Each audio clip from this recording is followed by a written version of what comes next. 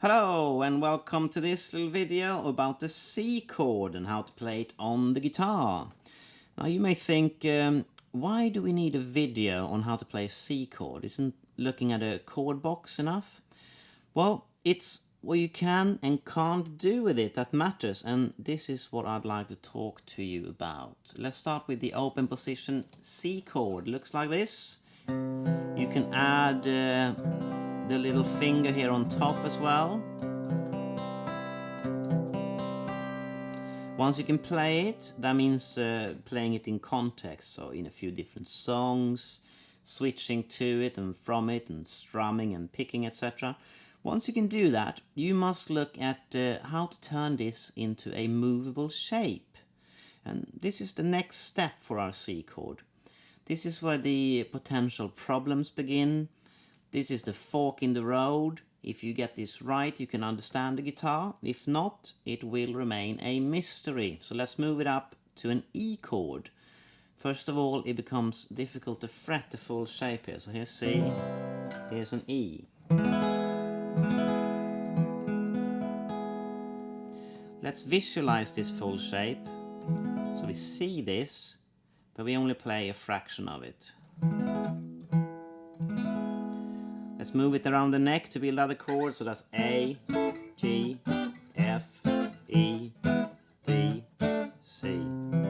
There are exercises in the guitar courses that will help you with this, and when we play it in songs, there are tricks on how to make switching to and from it smooth, and this will be down to each individual song. You need a lot of examples on how to do this before it feels easy. You can't really generalize, and there's no one perfect fretting exercise. You just need song examples basically.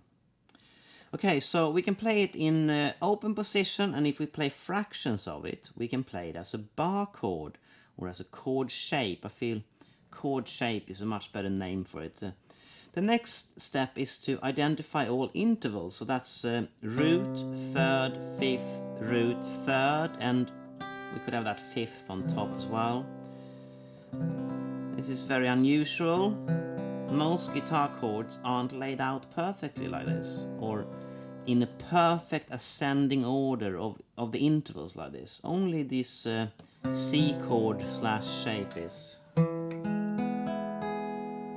If you want to extend this chord, we do so using a combination of understanding how to build a chord theoretically, in combination with understanding the possibilities of this C-shaped chord. So a major 7, for example, is a chord with root, third, fifth, and 7. The 7 is a semitone or a fret below the root. So in the C shape, we have a root here. There.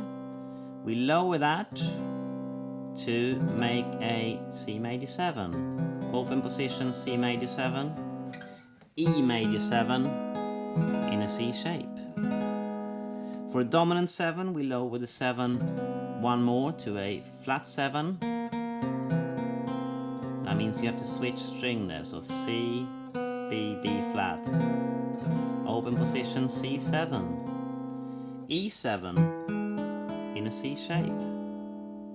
For a 6 chord, we lower that flat 7 another note. Open position C, open position C6.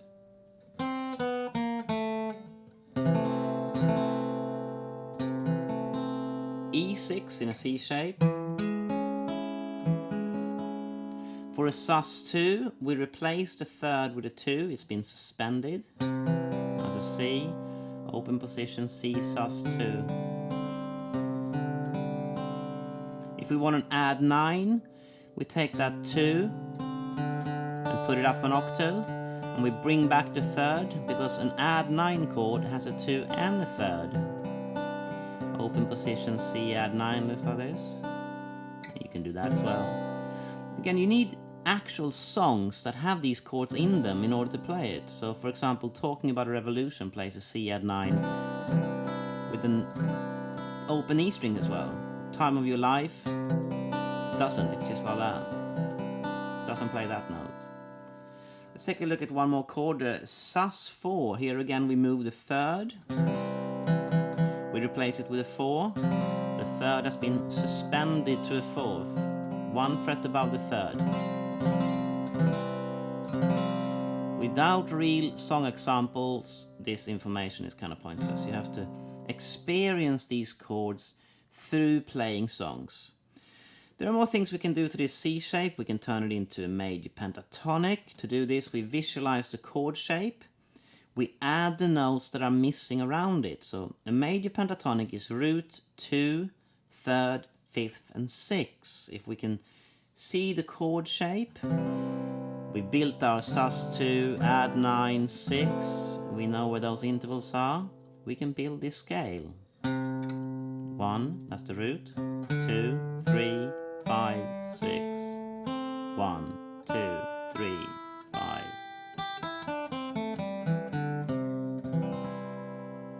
Next scale, major scale, that's root 2, 3, 4, 5, 6, 7. So if you know where your sus4 is and your major 7, put it all together.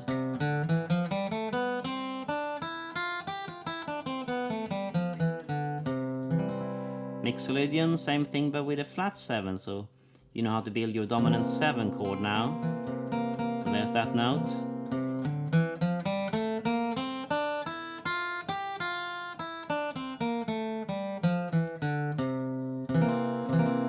And on we go, arpeggios, all the major modes.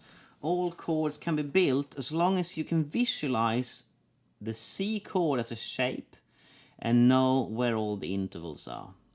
Again, to really be able to do this, you need real musical examples.